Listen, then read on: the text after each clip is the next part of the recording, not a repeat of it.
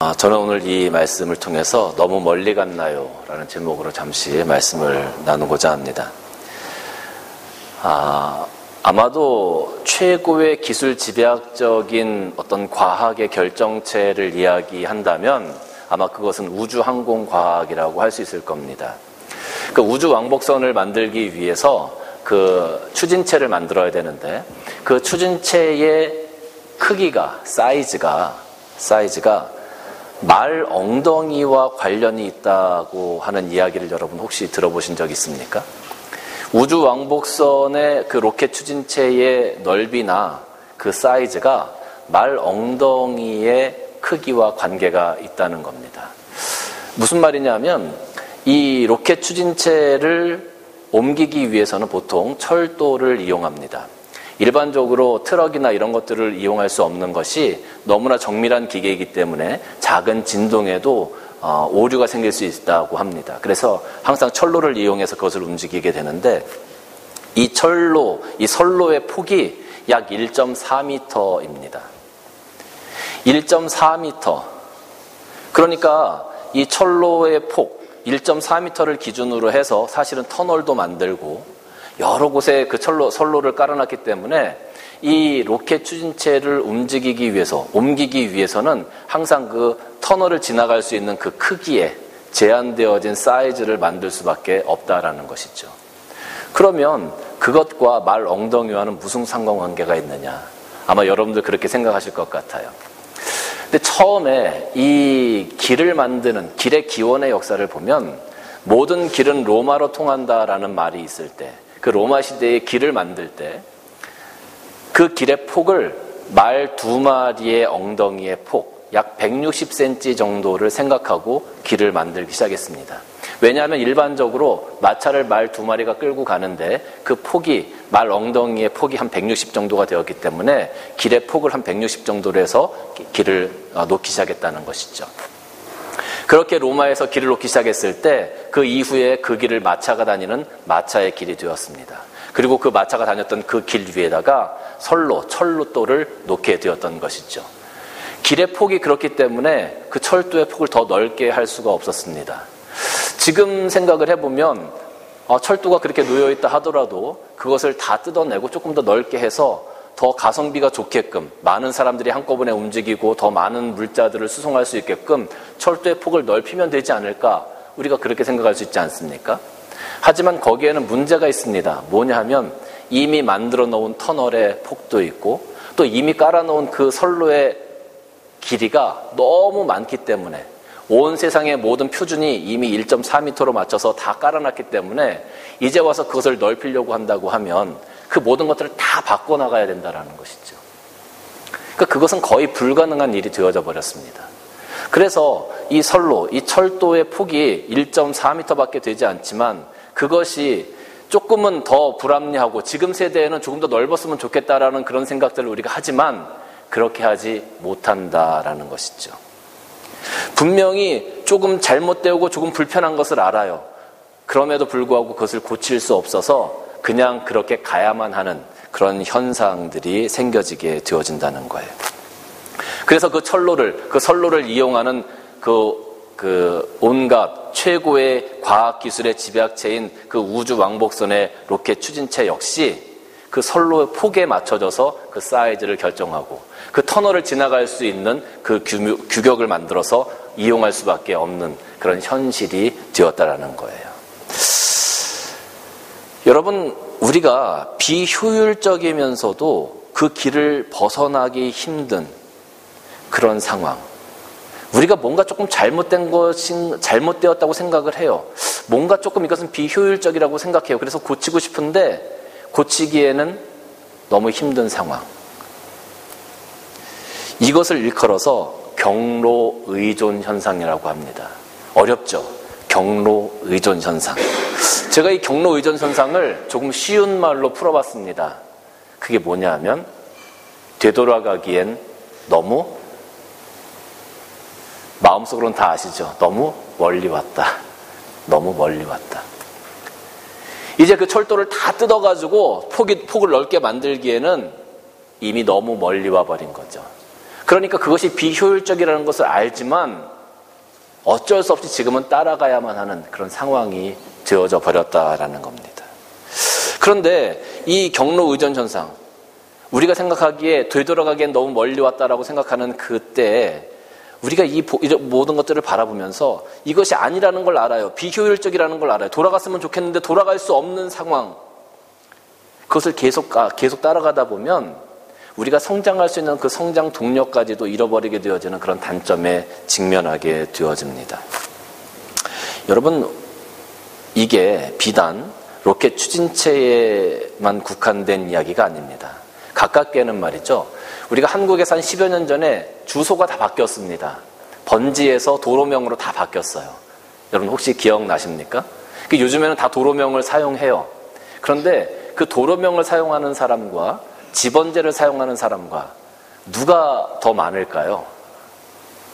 여러분은 도로명이 익숙하게 머릿속에 주소로 남아있습니까? 여러분 한국에 어머님들 계시고 가족들이 계시죠? 예전에 우리가 여기서 뭘 보내주기도 하고 했을 겁니다. 여러분 한국에 무엇을 보내려고 할 때 도로명이 익숙해서 도로명으로 그 주소를 쓰시는 분이 많습니까? 아니면 여전히 지번이 먼저 머릿속에 떠오르시는 분이 많습니까? 저는 아직도 지번이 더 가깝더라고요. 아직도 도로명으로 하려면 아직도 봐야 되고 찾아봐야 되고 그렇더라고요. 왜 그렇습니까? 도로명을 사용하는 것이 훨씬 더 합리적이고 훨씬 더 수월하대요. 그런데 우리는 이미 지번에 너무 익숙해져 있는 것이죠. 그러니까 도로명이 편한 것을 알면서도 그 도로명으로 넘어가기가 굉장히 힘든 거예요. 이런 현상들이 바로 경로 의존 현상이다라는 것이죠. 오늘 본문 말씀을 보면 한 간음한 여인이 바리새인과 서기관들에게 붙잡혔습니다. 그리고 예수님 앞에 끌려 나왔습니다. 그 간음한 여인이 예수님 앞에서 눈물을 흘리고 있었고 그를 비난하는 모든 목소리와 또 그 여인을 치려고 하는 손에 들려진 돌멩이를 그 여인이 아마 보았을 겁니다. 그때 예수님께서 그 여인을 바라보시고 땅에 무언가를 쓰셨어요. 그리고 죄 없는 자가 먼저 이 여인을 쳐라 라고 말씀하셨죠. 죄 없는 자가 먼저 이 여인에게 돌을 던져라. 그 이야기를 하실 때 아마도 한 사람 한 사람씩 그 양심의 가책을 느꼈던 것 같아요. 나중에 그 이야기를 듣고 한 사람 한 사람 떠나기 시작하고 나중에는 예수님과 이 여인밖에 남지 않았습니다. 예수님께서 그 여인에게 너에게 돌을 치려고 한 자가 어디 있느냐? 아무도 없습니다. 나도 너에게 돌 던지지 않을 테니 이제 가서 다시는 죄를 짓지 말라고 그 여인을 돌려보내셨어요. 제가 그 여인의 마음을 한번 이렇게 생각을 해보았습니다. 그 여인은 간음한 여인이었고 성경 다른 곳에는 그 여인이 창기였다, 몸을 파는 여인이었다고 기록하고 있어요. 분명히 그 여인은 그 일이 자기가 하고 있는 일들이 잘못되었다라는 것을 분명히 알았을 겁니다. 처음에 시작할 때 그 일을 접하게 되었을 때 아마 그 여인은 자기가 가지고 있는 그 죄책감 때문에 여러 가지로 괴로워했을 겁니다. 그리고 내가 여기서 될 수 있으면 빨리 돌이켜 나아가야지, 더 늦기 전에 나아가야지라는 그런 생각을 했을 거예요. 근데 시간이 지남에 따라서 아마 그런 부분에 조금씩 익숙해지기 시작했을 겁니다. 그리고 나중에는 그런 생각을 했겠죠. 내가 되돌아가기에는 너무 멀리 왔다. 내가 되돌아간다고 한들 과연 누가 나를 받아줄 것인가? 누가 나를 환대해 줄 것인가?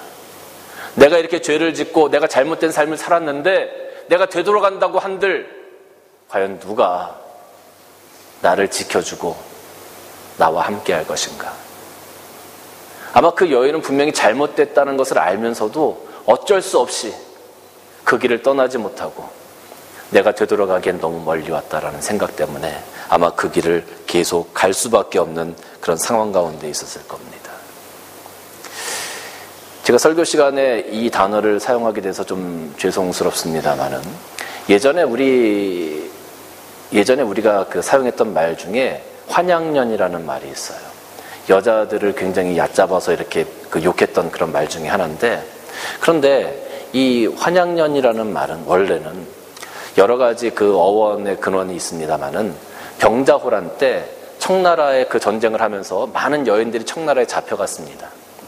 청나라에 잡혀가서 몸이 범해지고 정말로 그 어려운 삶을 살다가 많은 사람들이 거기서 자괴감 때문에 자살을 하기도 하고 생명을 끊기도 했어요. 그리고 그 일부는 다시 그 모든 전쟁이 끝난 다음에 조선 땅으로 돌아오게 되어졌습니다. 그래서 원래는 환, 향, 돌아올 환, 그리고 고향 향자를 써서 환향, 고향으로 돌아온 여자들이라는 의미였어요. 그런데 고향으로 돌아왔는데 아무도 그 여인들을 환대해 주지 않았습니다. 그 여인들의 기구한 삶을 바라보면서 그들을 누구도 보호해 주지 않았습니다. 오히려 사람들은 환양년이라는 말을 통해서 그 여인들을 비난했고 그 여인들에게 돌을 던졌습니다.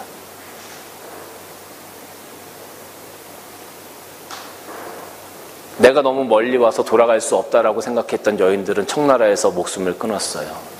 근데 난 돌아가고 싶다. 난 정말 돌아가서 다시 한번 내 삶을 살고 싶다. 내 가족이 보고 싶다. 그런 마음을 가지고 돌아온 여인들을 가족들은 환대해주지 않았다는 거예요. 사회는 받아주지 않았다는 거예요. 오히려 그 여인들을 향하여 돌을 던졌습니다. 오히려 그 여인들을 비난했습니다. 그 여인들에게 무슨 잘못이 있습니까? 나라가 약해서, 사회가 지켜주지 못해서 어쩔 수 없이 끌려가서 그 자리에 서 있을 수밖에 없었던 그 연약한 사회적인 약자들을 오히려 나라와 사회와 사람들, 가족들조차도 외면하고 그들을 향하여 돌을 던지려고 했습니다. 그나마 좀 감사한 것은 요즘은 사회가 좀 바뀌어서, 의식들이 좀 바뀌어져서 우리가 멀리 가지 않고 일제시대의 정신대에 끌려갔었던 그런 지금 어르신들이 좀 남아 계시죠. 그런 분들을 돕고 그런 분들을 보호하고 그런 분들을 지켜나가려고 하는 그런 의식의 변화가 있어서 그나마 요즘은 좀 감사합니다. 근데 예전에는 그런 것들이 없었다는 거죠. 이 여인이 예수님 앞에 잡혀 나온 이 여인의 마음도 그랬을 겁니다. 과연 누가 나를 받아줄 수 있을까? 내가 돌아간다고 하면 나를 위로해주고 나의 방패가 되어줄 사람이 있을까? 아마 그 여인은 모든 것들을 자포자기했을 겁니다.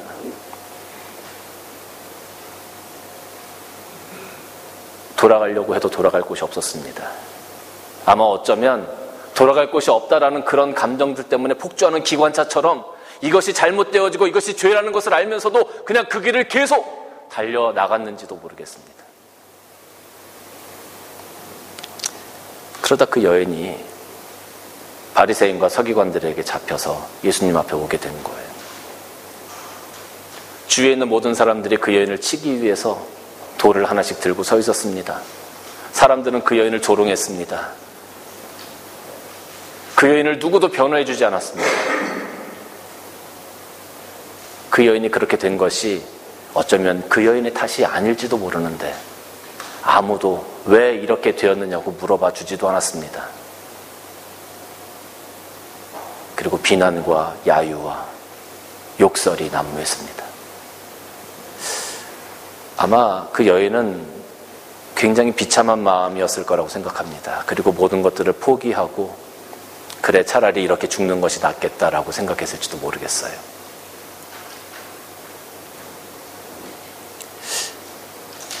그렇게 예수님 앞에 섰는데, 그렇게 예수님을 만났는데 예수님께서 아무 말씀도 하지 않으시는 거예요. 사람들이 웅성거리고 사람들이 돌을 들고 치려고 하는데 예수님께서 아무 말씀도 하지 않으세요. 그리고 한 말씀 하시는 거죠. 땅에 무엇라고 쓰신 후에 너희 중에 죄 없는 자가 먼저 돌을 던져라.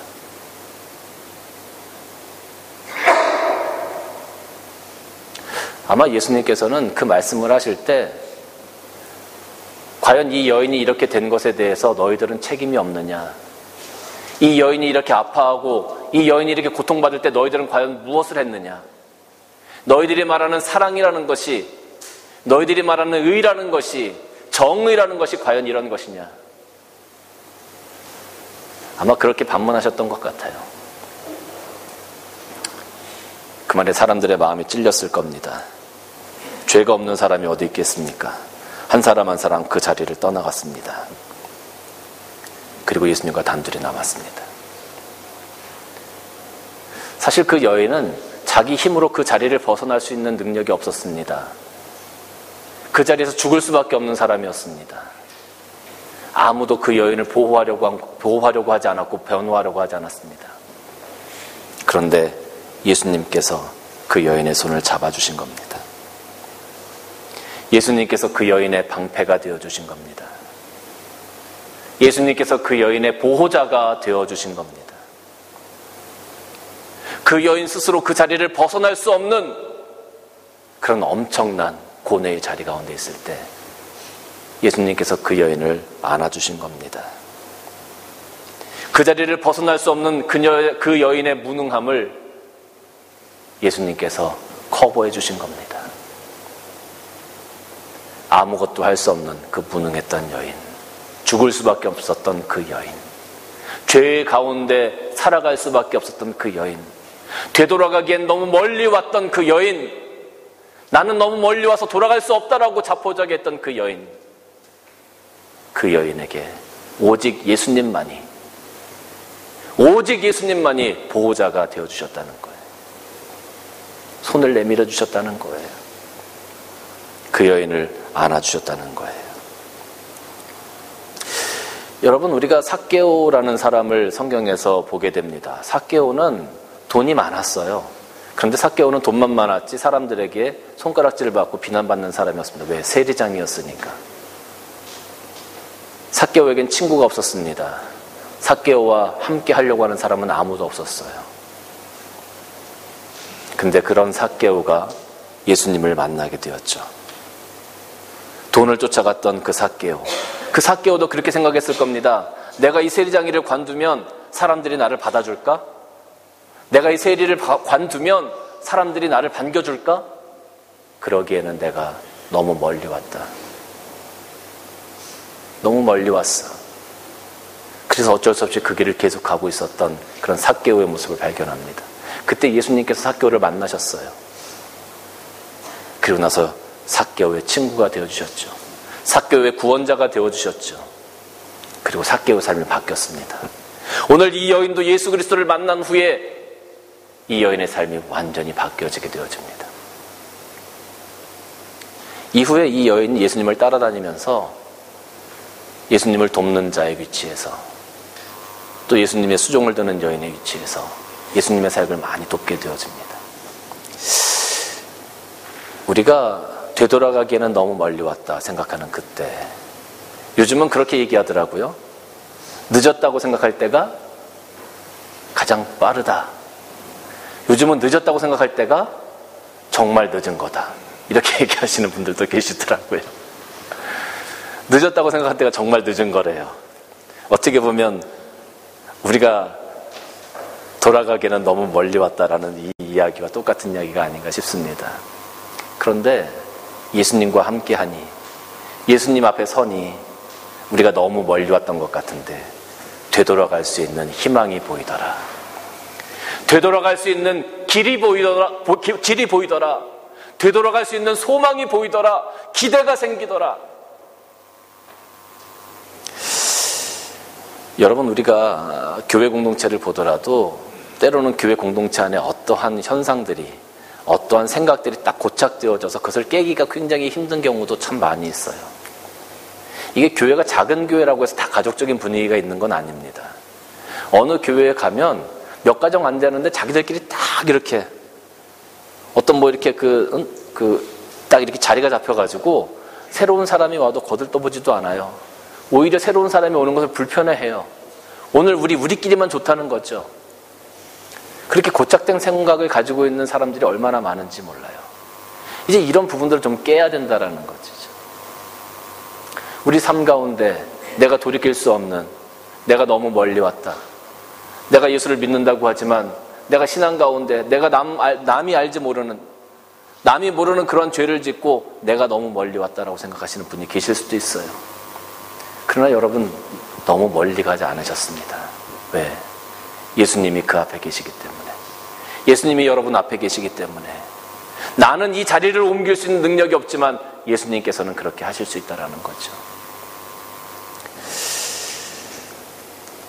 창세기 15장 1절 말씀 보면 이후에 여호와의 말씀이 환상 중에 아브라함에게 임하여 이르시되 아브라함아 두려워하지 말라.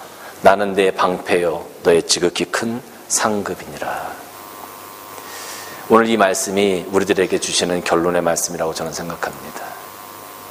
여호와의 말씀이 이 자리에 계신 여러분들에게 임하여 이르시되 너희들은 두려워 말라. 나는 내 방패요 너의 지극히 큰 상급이니라. 사랑하는 성도 여러분, 우리 교회는 되돌아가기에 너무 멀리 온 그런 교회가 아니길 원해요. 여러분의 삶이, 여러분의 신앙이 하나님 보시기에 되돌아가기에는 너무 멀리 가 있는 그런 삶이 아니기를 원해요. 만약에 우리 스스로 내가 조금 멀리 온 것 같다, 내가 하나님 앞에 불순종하고 순종하지 못하는 믿음을 가지고 조금 멀리 온 것 같다라는 생각이 든다 할지라도 오늘 이 여인처럼 예수님 앞에 한번 무릎 꿇어 보시길 바랍니다. 나는 할 수 없지만, 나는 무능력하지만, 나는 공로 없지만 나를 사랑하시는 그 예수님께서 우리에게 새로운 희망, 새로운 출발, 그리고 되돌아가서 탕자가 되돌아가서 그 아버지의 포옹과 입맞춤과 새 신발과 새 옷과 새 반지를 얻었던 것처럼 하나님께서는 오늘 우리에게 그런 영광을 다시 한번 허락하실 겁니다. 사랑하는 성도 여러분, 이제 2019년이 마무리되어져 가는 시대가 되었습니다.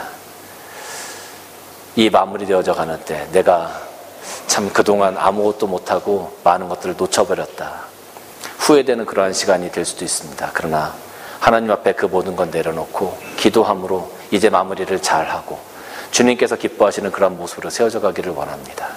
우리의 보호자 되시고 우리에게 힘주시고 우리를 이끄시는 그 아기 예수님께서 탄생하신 그 성탄이 다가오고 있어요. 그 성탄의 기쁨을 함께 누리시는 여러분과 제가 되어주시기를 주님의 이름으로 간절히 축원합니다.